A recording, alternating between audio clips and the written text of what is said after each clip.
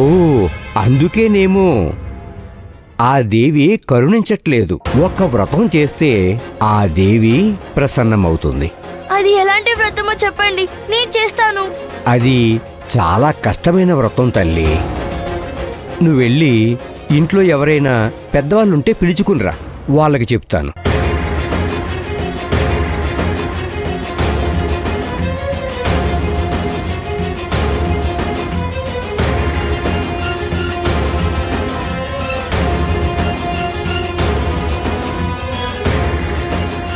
తల్లి,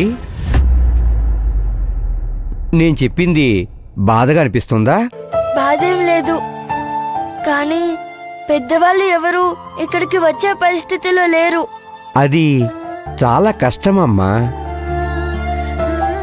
నువ్వింకా చిన్నపిల్లవి. అది ఎంత కష్టమైనా నేను చేస్తాను. నాకిదంతా అలవాటు ఉంది. ఉగ్ర నరసింహస్వామి పూజ చేసి మా అమ్మ ప్రాణాన్ని కాపాడాను. ఏంటి, ఉగ్ర నరసింహస్వామి పూజ చేశావా? అవును, చేశాను. ఏ వ్రతం చేయాలో చెప్పండి, నేను చేస్తాను. కొత్త బట్టలేసుకుని కోనేరులో మునగాలి. అభిషేకానికి నీళ్లను తీసుకుని రావాలి.